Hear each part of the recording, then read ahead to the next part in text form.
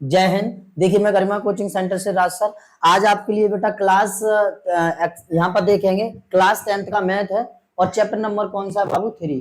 देखिए इस 3 चैप्टर में हम एक्सरसाइज 3.2 में कुछ क्वेश्चन करा दिए हैं, मतलब क्वेश्चन 1 और इसका इंट्रोडक्शन करा दिए हैं। आज हम देखते हैं इससे आगे की एक्सरसाइज बेटा यहाँ पर 3.2 का यहाँ पर क्वेश्चन नंबर 2 से स्टार्ट करेंगे। तो बने रहेंगे, यहाँ पर जुड़े रहेंगे और कॉपी पेंसिल लेके बैठ जाएंगे और बेटा सभी बच्चे स्टार्ट कर देंगे एकदम अच्छी तरीके से पढ़ाई।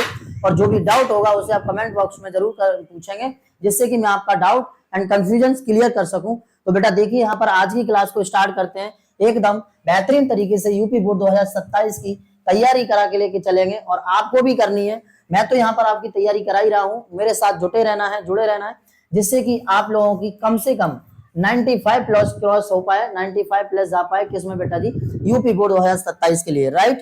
तो यहाँ पर आप अपना टारगेट बना के चलेंगे, एक निश्चित टारगेट करके चलेंगे जिससे कि आप 95 प्लस बना पाए। सही है, तो बहुत अच्छी तरीके से मेहनत करते रहिए सभी बच्चे। तो देखते हैं बेटा आज की क्लास को यहाँ पर स्टार्ट करते दूं।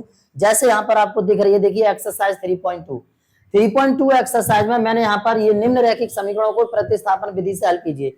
देखिए यहाँ पर प्रतिस्थापन विधि, विलोपन विधि और बीजगणित विधि को मैं सीक्वेंस से समझा चुका हूँ। यहाँ इससे पहले वीडियोस में, मतलब इसका इंट्रोडक्शन दिया था हमने एक्सरसाइज 3.3 का, तो उसमें हम आपको पूरा अच्छी तरीके से समझा चुके हैं। ध्यान से समझेंगे आगे, ठीक है। अब हम देखते हैं आज का क्वेश्चन है बेटा हमारा 2। क्वेश्चन 2 ये कह रहा है सर 2x प्लस 3y बराबर 12 और 2x माइनस 4y बराबर माइनस 24 को हल कीजिए और इसमें m का वह मान ज्ञात कीजिए जिसके लिए y equal to mx plus 3। एकदम आराम से समझते हैं, थोड़ा सा ध्यान से, इसे मैं एक्साइट कर रहा हूं, अच्छे से आप समझने की कोशिश करेंगे। एक्सरसाइज कितनी है बाबू? एक्सरसाइज है 3.2 और 3.2 का क्वेश्चन कौन सा है भाई? एक्सरसाइज 3.2 और 3 पॉइंट का क्वेश्चन है बेटा जी 2। नजर सामने होनी चाहिए माय डियर। क्वेश्चन ये कह रहा है कि 2x प्लस 3y बराबर 12 और 2x माइनस 4y बराबर माइनस 24। तो सबसे पहले यहाँ पर हमारे पास जो समीकरण दिए हैं उन्हें हम यहाँ लिख लेते हैं। ये कह रहा है 2x प्लस 3y बराबर 11, इक्वेशन नंबर फर्स्ट, एंड दूसरा समीकरण दिया है बेटा 2x माइनस 4y बराबर माइनस 24 और ये समीकरण नंबर 2। क्या यहाँ तक समझ में आ गया? अगर यहाँ तक समझ में आ गया, अब हम इस क्वेश्चन को कर रहे हैं स्टार्ट। देखिए सबसे पहले दोनों समीकरणों को आप यहाँ पर क्या करेंगे? हल करेंगे। हल करने के लिए हम आपको बता चुके हैं विलोपन विधि और प्रतिस्थापन विधि और बीजगणित विधि, तीनों विधियों से एक्स वाई की वैल्यू को फाइंड किया जा सकता है। लेकिन याद रखें, जिस किसी क्वेश्चन में जो विधि पूछी है आप उसी विधि से क्वेश्चन सॉल्व करेंगे, और यदि विधि नहीं पूछी है तो आप उसे विलोपन विधि से कर सकते हैं या फिर किसी और विधि से कर सकते हैं, कोई प्रॉब्लम नहीं है। लेकिन बोर्ड एग्जाम में जिस विधि से क्वेश्चन पूछा है, या बोर्ड एग्जाम में या फिर क्वेश्चन में भी पूछ रहा है, मतलब हम लोग कर रहे हैं तब, तो आप उसी विधि से करेंगे जो विधि पूछ रहा है, ठीक है। और यदि नहीं पूछा है तो आप किसी भी विधि से क्वेश्चन को सॉल्व कर सकते हैं, राइट। तो यहाँ पर समझेंगे बेटा। यहाँ पर देखिए समीकरण 1 हमारा है 2x प्लस 3y बराबर 11, समीकरण 2 है 2x माइनस 4y बराबर माइनस 24। ये दो समीकरण है, दोनों को हमें यहाँ पर हल करना है। तो सबसे पहले समीकरण फर्स्ट एंड सेकंड, ठीक है बेटा।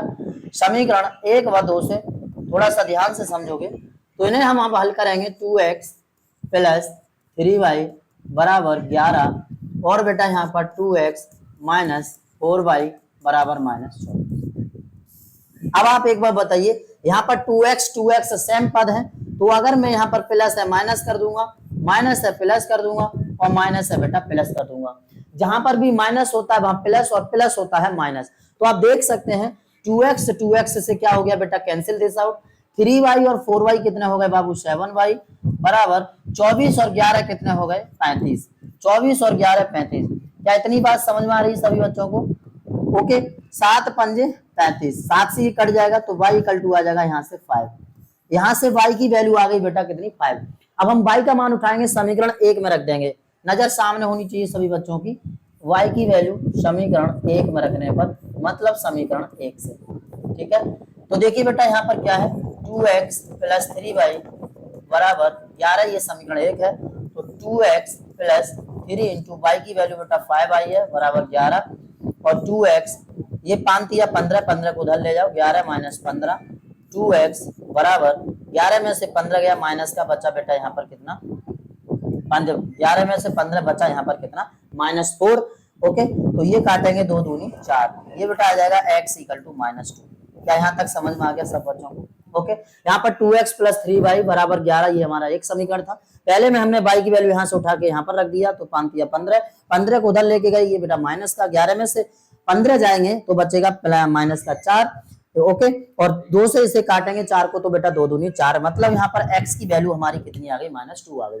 अब क्वेश्चन में बढ़ते हैं, थोड़ा ध्यान से समझिए। ये देखिए क्वेश्चन, देखिए ये क्वेश्चन में आप कह रहा है कि सर यहाँ पर m का मान हमें ज्ञात करना है, और m का वह मान ज्ञात करना है जिसके लिए y equal to mx plus 3 हो।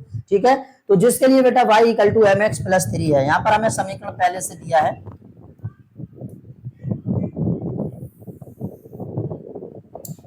क्योंकि y equal to mx plus 3, इसलिए y की वैल्यू कितनी आई है बेटा 5, m का निकालना है, x का -2 प्लस 3 को इधर ले आओ, 5 - 3 बराबर -2। तो this is employee that -2m बराबर 5 में से 3 जाएगा, बचेगा बेटा 2, यहाँ से m equal to 2 divided by -2, 2 1 जा 2, तो x इक्वल टू आ जाएगा बेटा -1, x इक्वल टू आ जाएगा -1। क्या इतनी सी बात सभी बच्चे समझ गए? इतनी सी बात सभी बच्चे समझ गए? ओके, अगर इतनी सी बात समझ गए तो बेटा ये क्या आ गया हमारा आंसर, ये क्या आ गया भाई आंसर, ये क्या आ गया बाबू आंसर। तो आंसर इसका कितना हो गया m बराबर -1। ठीक है, अब नेक्स्ट क्वेश्चन की ओर बढ़ते हैं, देखेंगे ध्यान से आगे। नेक्स्ट क्वेश्चन है हमारा, क्वेश्चन है बेटा तीसरा, तीसरे का पहला देखेंगे यहाँ पर, पहले क्वेश्चन तीसरे को हम यहाँ पर पढ़ लेते हैं। निम्न समस्याओं में रैखिक समीकरण युग्म बनाइए और उनके हल प्रतिस्थापन विधि से हल कीजिए। देखिए इसमें एक शर्त दे दिया है, शर्त क्या दे दिया है कि प्रतिस्थापन विधि से हल करना है। ठीक है, तो आपको जो विधि दी है उसी विधि से सॉल्व करना है, ये बात आपको याद रखना है बेटा। क्वेश्चन है हमारा यहाँ पर पहला, दो संख्याओं का अंतर अगर 26 है और एक संख्या दूसरी संख्या की 3 गुनी है तो उन्हें ज्ञात कीजिए। तो बेटा एकदम सिंपल है, सबसे क्वेश्चन नंबर बेटा 3 का दो संख्याओं का अंतर 26 है, एक संख्या दूसरी संख्या की 3 गुनी है तो उन्हें ज्ञात कीजिए। तो बेटा क्वेश्चन नंबर बेटा तीसरे का पहला, इसमें मान लीजिए माना दो संख्याएं x, y है, ये हमने बेटा संख्या मान ली। अब इसमें क्वेश्चन में कह रहा है अकॉर्डिंग टू क्वेश्चन मतलब प्रश्नानुसार। फर्स्ट केस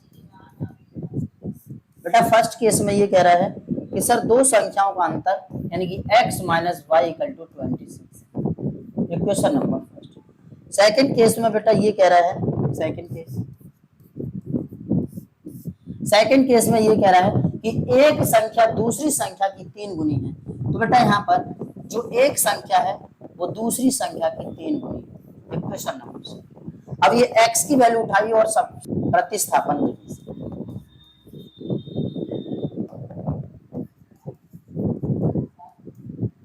प्रतिस्थापन विधि से x की वैल्यू उठाओ, समीकरण 1 में रख दो, तो समीकरण 1 से बेटा देखिए तो कितना हो जाएगा, x की जगह रखेंगे 3y, तो 3y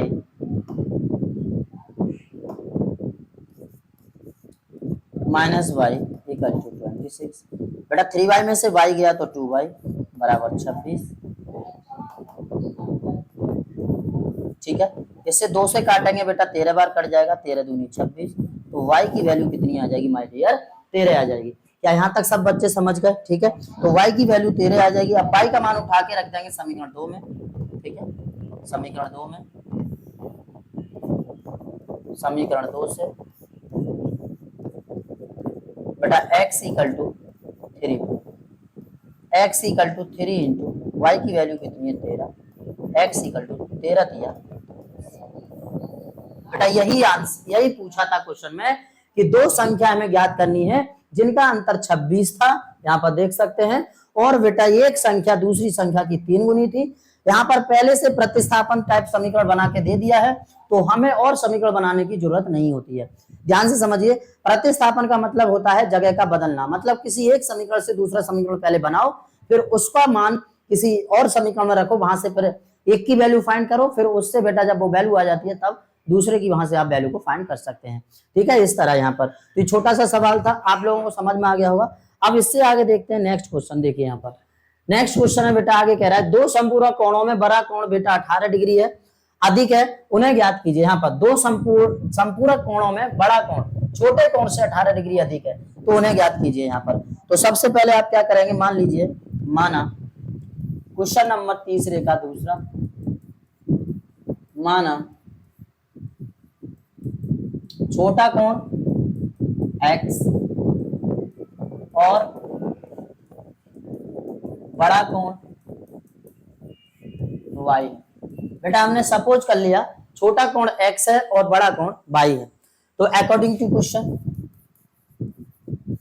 एक बात याद रखेंगे सभी बच्चे, प्रश्न में कुछ नहीं होता, बस समझना होता। अगर आप प्रश्न को समझ गए तो आराम से कर सकते हैं बेटा। तो मैं आप लोगों से सभी से यही कहूंगा कि पहले तो प्रश्न को पढ़िए अच्छे से और उसके बाद फिर उसे समझिए और समझने के बाद उसे सॉल्व कीजिए। ठीक है, तो आप उसे 100% कर पाएंगे यदि आप उस क्वेश्चन को समझ चुके हैं। तो आप पहले सबसे पहले कोशिश ये कीजिए कि क्वेश्चन को समझ पाए। तो देखिए यहाँ पर क्या है, माना छोटा कोण x और बड़ा कोण y। तो according to question first case यहाँ पर देखेंगे बेटा।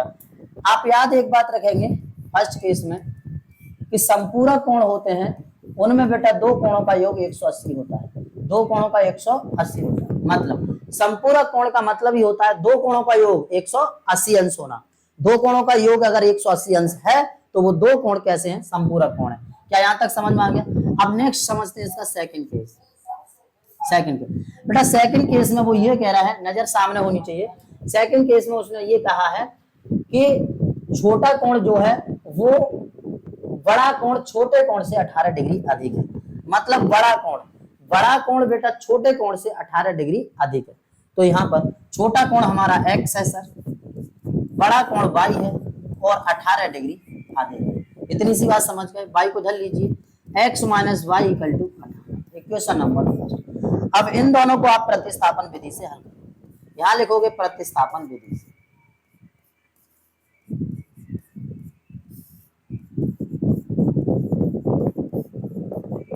प्रतिस्थापन विधि से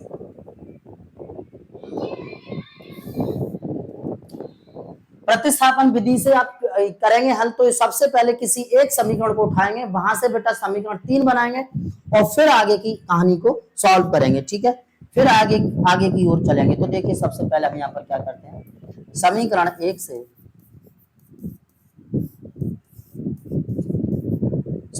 से x प्लस वाई बराबर 180।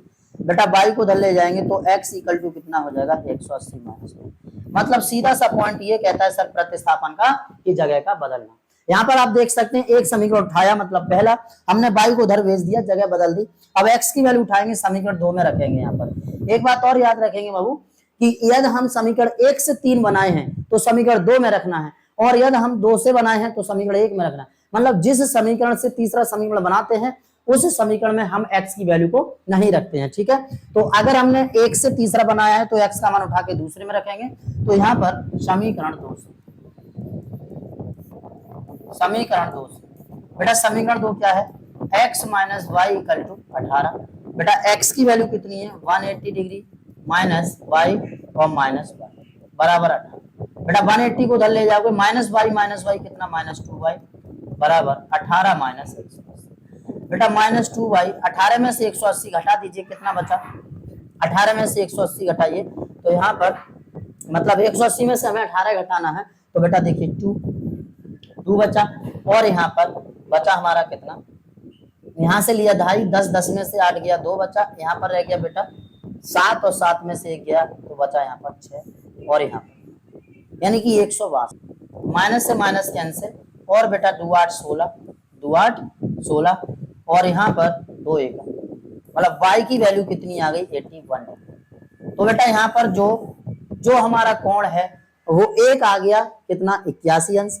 अब हम यहाँ से y की वैल्यू उठाएंगे और समीकरण 3 में रखेंगे। तो समीकरण 3 ठीक है। तो ये x equal to 180 minus y, और x equal to 180 minus y का मान है बेटा 81। तो x इक्वल टू यहाँ पर 180 में से 81 घटाइए तो कितना बचा यहाँ पर 90। तो इतना आप लोगों को समझ में आ गया होगा। यानी कि हमारे पास एक कोण आ गया बेटा 99 अंश और दूसरा कोण आ गया कितना 81 अंश। छोटा कोण आ गया बेटा कितना हमारे पास आ गया यहाँ पर 81 और बड़ा कोण कितना आ गया हमारे पास 99। क्या इतनी सी बात समझ गए सब बच्चे? ओके, ये दोनों की वैल्यू यहाँ पर आ गई। तो ये भी क्वेश्चन सॉल्व हो गया। अब नेक्स्ट क्वेश्चन को यहाँ पर देखते हैं। क्वेश्चन नंबर है बेटा तीसरे का तीसरा बेटा ये कह रहा है एक क्रिकेट टीम ने कोच ने 7 बल्ले 6 गेंदें 3800 रुपए में खरीदी और बेटा बाद में उसने 3 बल्ले 5 गेंदें 1750 में खरीदी। प्रत्येक बल्ले और प्रत्येक गेंद का मूल्य बताइए। तो एकदम सिंपल है। आप यहाँ पर क्या करेंगे, देखिए मैं आपको इस क्वेश्चन को समझा दे रहा हूँ, आप इसको होमवर्क में करके मुझे बताएंगे। ठीक है बेटा, तो देखिए एकदम सिंपल है। यहाँ पर प्रत्येक बल्ले, तो बल्ले का मूल्य x मान लो और गेंद का मूल्य यहाँ पर y मान लो। बेटा बल्ले का मूल्य क्या मान लो x और गेंद का मूल्य क्या मान लो y। एक क्रिकेट टीम ने 7 बल्ले और 6 गेंदें, तो मान लीजिए माना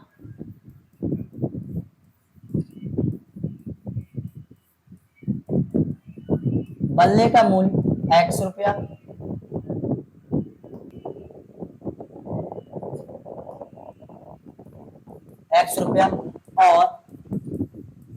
और बेटा गेंद का मूल्य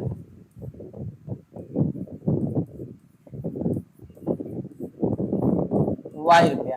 ठीक है, जब इतना कर लेते हैं तो अकॉर्डिंग टू क्वेश्चन एकदम सिंपल भाषा में समझेंगे। वो कह रहा है बेटा 7 बल्ले सर 7x, यानी कि फर्स्ट केस की बात करें यहाँ से 7x, और बेटा वो कह रहा है 6 गेंदें मतलब 6y, कितने रुपए में खरीद रहा है तो 3800 रुपए में खरीद रहा है। यहाँ से इक्वेशन फर्स्ट बन गया हमारा। सेकंड केस, तो सेकंड केस में क्या है बेटा, वो ये कह रहा है 3 बल्ले तो 3x और बेटा 5 गेंदें तो 5y, और कितने रुपए में खरीद रहा है 1750 में। Equation number 7। बस आप दोनों समीकरणों को यहाँ से दोनों समीकरणों को बेटा प्रतिस्थापन विधि से हल कर देंगे। प्रतिस्थापन विधि से हल कर देंगे, आपका आंसर आ जाएगा। तो इतना समझ में आ गया होगा। इससे आगे करके आप लोग मुझे बताएंगे, कमेंट बॉक्स में इसका आंसर बताएंगे, और नहीं होता है तो बेटा पूछेंगे। ठीक है, नेक्स्ट क्वेश्चन यहाँ पर देखते हैं। क्वेश्चन नंबर है बेटा तीसरे का चौथा। देखिए ध्यान से, क्वेश्चन नंबर तीसरे का चौथा। क्वेश्चन नंबर तीसरे का चौथा ये है, एक नगर टैक्सी के भाड़े में एक नियत भाड़े के अतिरिक्त चली गई दूरी को भाड़ा सम्मिलित किया जाता है। 10 किलोमीटर दूरी का भाड़ा 105 रुपया और 15 किलोमीटर के लिए 155 रुपया। नियत भाड़ा प्रति किलोमीटर भाड़ा क्या है यदि एक व्यक्ति को 25 किलोमीटर यात्रा करने के लिए कितना भाड़ा देना होगा। तो ध्यान से समझिए बेटा, सबसे पहले हम यहाँ पर मान लेते हैं, देखिए माना टैक्सी का नियत भाड़ा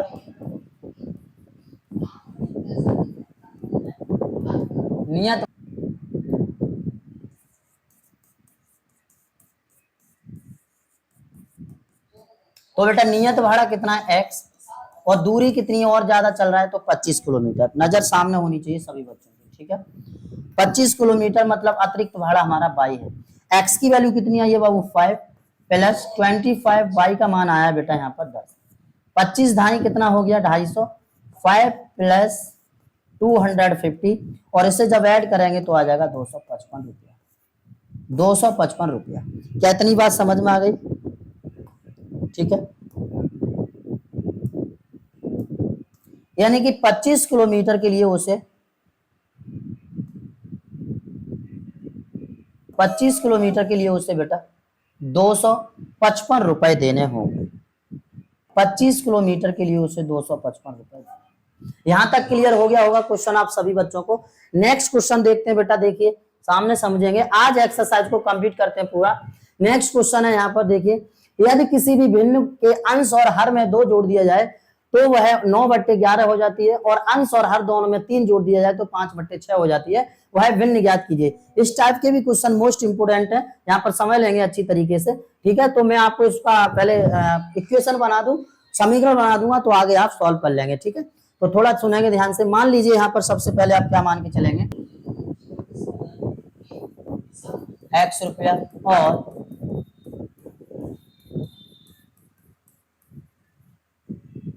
अतिरिक्त भाड़ा y रुपया। बेटा यहां पर हमने मान लिया, माना टैक्सी का नियत भाड़ा x रुपया और अतिरिक्त भाड़ा y रुपया है। ठीक है, यहां तक देखिए, ये देखिए क्वेश्चन, टैक्सी का नियत भाड़ा हमने x मान लिया है, अतिरिक्त चली गई दूरी पर भाड़ा हमने बेटा y मान लिया है। 10 किलोमीटर के लिए भाड़ा 105 रुपया है। सर यहाँ पर जो 10 किलोमीटर के भाड़ा, अब यहाँ पर देखेंगे अकॉर्डिंग टू क्वेश्चन मतलब प्रश्नानुसार। फर्स्ट केस नजर सामने होनी चाहिए बेटा, वो ये कह रहा है नियत भाड़ा, सर x है पहले से ऑलरेडी, मतलब नियत भाड़े को हमने x माना है, नियत का मतलब है कांस्टेंट, ध्यान से समझिए, जो फिक्स है वो तो है ही है, तो फिक्स यहाँ पर कितना है बेटा x, अतिरिक्त कितना लिया जा रहा है तो y लिया जा रहा है, नजर सामने होनी चाहिए, अतिरिक्त कितना लिया जा रहा है y लिया जा रहा है, कितने किलोमीटर के लिए लिया जा रहा है, पहला केस यहाँ पर कितना किलोमीटर के लिए लिया जा रहा है तो 10 किलोमीटर के लिए, कितना किलोमीटर के लिए बाबू 10 किलोमीटर के लिए, तो यहाँ पर कर देंगे 10, क्या इतना समझ में आ गया, और इसे दोनों को जोड़ देंगे, इतने किलोमीटर के लिए 105 रुपया लिया जा रहा है, मतलब इक्वेशन फर्स्ट। सेकंड केस में बेटा, सेकंड केस में वो ये कह रहा है सर, सेकंड केस में कह रहा है कि 15 किलोमीटर के लिए भाड़ा 155 है, मतलब x तो फिक्स रहेगा और 15 किलोमीटर के लिए भाड़ा 155, क्या इतना सा समझ में आ गया, और यदि इतना समझ में आ गया तो दोनों समीकरणों को हम यहाँ पर क्या कर लेंगे, हल कर लेंगे, वो भी किस विधि से बाबू, प्रतिस्थापन विधि से, प्रतिस्थापन विधि से आराम से कर सकते हैं, कोई भी दिक्कत नहीं आनी है। पहले सबसे पहले क्वेश्चन पढ़ो सही तरीके से, फिर समझो, फिर उसको बेटा हल करो, तो आराम से आप कर सकते हैं। यहाँ पर प्रतिस्थापन विधि से इन्हें हल करेंगे तो कोई एक समीकरण उठाइए, x प्लस 10y बराबर 105, बेटा 10y को उधर भेज दीजिए, x बराबर 105 माइनस 10y, बेटा ये समीकरण को 3 मान लीजिए यहाँ पर, और 3 उठा के ये जो x की वैल्यू है वो 2 में रख दीजिए, समीकरण 2 से, समीकरण 2 से, ठीक है। तो बेटा x प्लस 15y बराबर 155, यहाँ पर x की जगह वैल्यू रख दीजिए बेटा कितनी, x की जगह वैल्यू रख दीजिए 105 माइनस 10y, और पहले से यहाँ पर बेटा कितना 15 बराबर कितना है बाबू 155, 105 को धर ले जाओ और 15y में से 10y गया 5y बराबर 155 माइनस 105, 5y बराबर 155 में से 105 गया तो कितना बचा बेटा यहाँ पर 50, कितना बचा 50 बचा, 50 को आप 5 से काटोगे तो 50/5, मतलब ये हो जाएगा सर 5 एकम 5 10, कितना आ जाएगा बाबू 10। तो जो अतिरिक्त किराया था वो कितना था 10 रुपया था, क्या यहाँ तक समझ में आ गया। अब ये पाई का मान उठाएंगे और कहाँ रख देंगे, समीकरण 3, तो समीकरण 3 से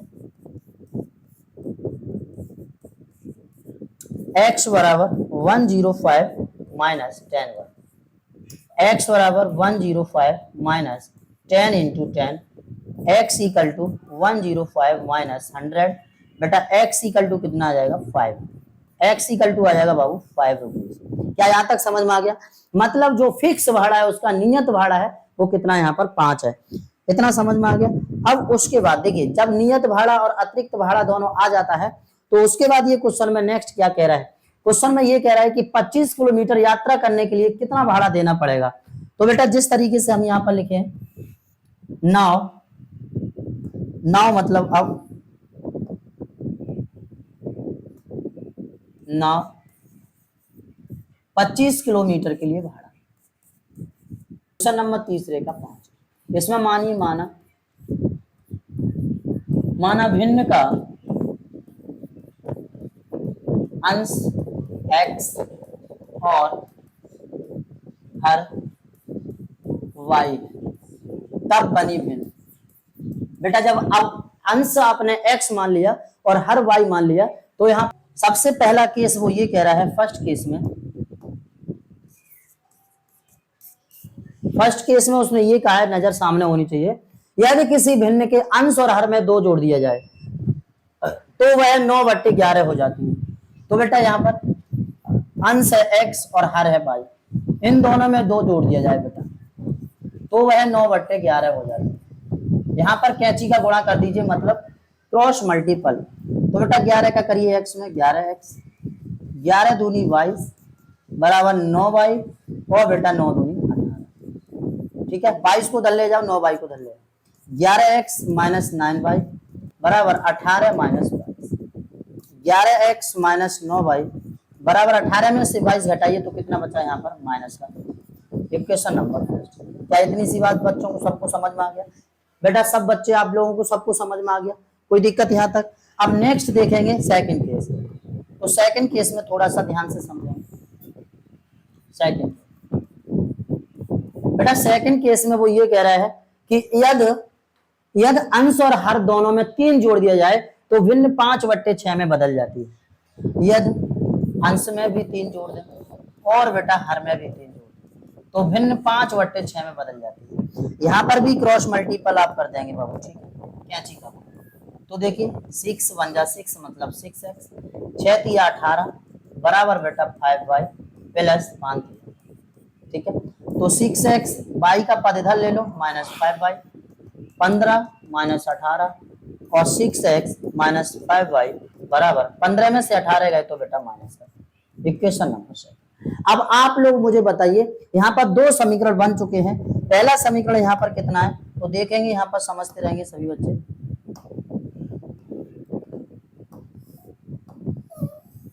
पहला समीकरण है 11x माइनस 9y बराबर माइनस 4 और दूसरा समीकरण है बेटा यहाँ पर देखिए,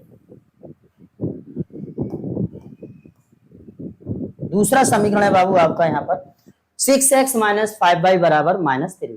तो ये 2 समीकरण हैं, दोनों समीकरणों को आपको प्रतिस्थापन विधि से हल कर देना है, जो कि मैं इससे पहले आपको क्वेश्चंस में बता चुका हूं कि प्रतिस्थापन विधि से किस प्रकार हल किया जाता है। ठीक है, अब इससे आगे का नेक्स्ट क्वेश्चन समझते हैं। लास्ट क्वेश्चन है इस एक्सरसाइज का और ध्यान पूर्वक समझना सभी, आज ये एक्सरसाइज आपकी कंप्लीट हो जाएगी। राइट, तो लास्ट क्वेश्चन है बेटा 5 वर्ष बाद जैकब की आयु उसके पुत्र की आयु की 3 गुनी हो जाएगी, जबकि 5 वर्ष पूर्व जैकब की आयु उसके पुत्र की आयु की 7 गुनी थी। उन दोनों की वर्तमान आयु क्या है?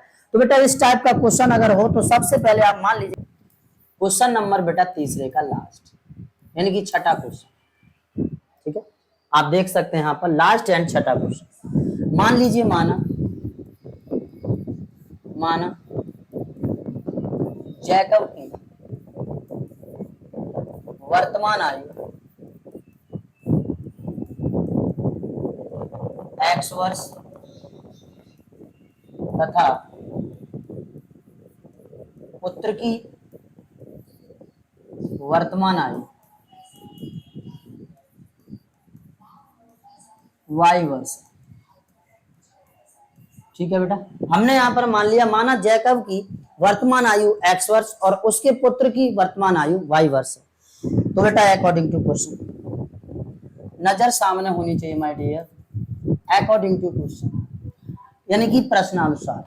प्रश्नानुसार क्या कह रहा है तो सामने देखिए बेटा, जैकब की आयु उसके पुत्र की आयु से 3 गुनी थी, कितने वर्ष बाद? 5 वर्ष बाद। याद एक बात रखेंगे यहाँ पर फर्स्ट केस में कि यदि बेटा वर्षवाद कह रहा है या पश्चात कह रहा है, जितने भी वर्षवाद या पश्चात की बात कर रहा है तो वहां पर हम क्या करते हैं, ऐड करते हैं, मतलब जोड़ते हैं। जैसे 5 वर्ष बाद है तो 5 को हम दोनों में क्या करेंगे, जोड़ेंगे। अगर पहले की बात कर रहा है तो वहां पर घटाते हैं। ठीक है, तो पूर्व या पहले हो तो घटाएंगे और अगर बाद या पश्चात हो तो वहां पर क्या करेंगे, जोड़ेंगे। ठीक है, तो आपको याद रखना है फर्स्ट केस में ये कह रहा है 5 वर्ष बाद, 5 वर्ष बाद। ठीक है बेटा, 5 वर्ष बाद। तो आपको इसमें क्या कर देना है कि x प्लस 5 बराबर y प्लस 5। ठीक है, दोनों में पहले 5 जोड़ दोगे। अब कितना गुनी आयु का था तो देखेंगे यहाँ पर आयु का 3 गुनी आयु का, तो 3 का कर देंगे बेटा।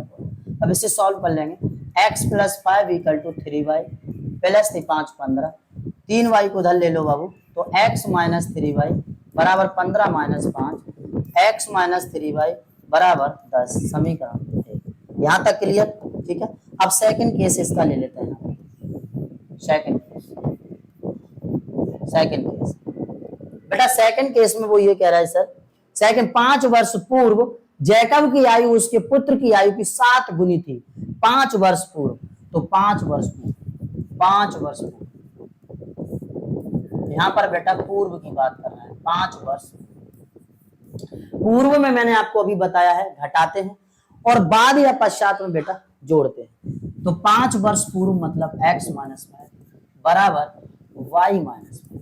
कितनी गुनी आयु थी बेटा? तो याद रखेंगे 7 गुनी आयु। इसे सॉल्व कर लो, x माइनस 5 7y माइनस 7 पंजे 7 पंजे बेटा 35, x माइनस 7y बराबर 5 को उधर ले जाइए माइनस 5 35 और प्लस का, क्योंकि इधर माइनस का है उधर जाएगा तो बेटा प्लस का। x माइनस 7y बराबर यहाँ पर बचेगा माइनस का। क्या इतनी सी बात समझ गए? और ये हो गया इक्वेशन नंबर फर्स्ट, ठीक है बेटा। और ये हो गया इक्वेशन नंबर फर्स्ट। तो 2 समीकरण हमारे बन गए।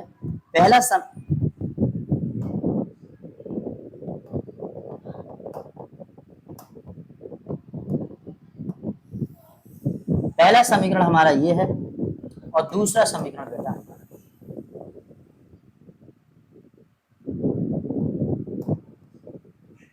ठीक है, ये दूसरा समीकरण, राइट।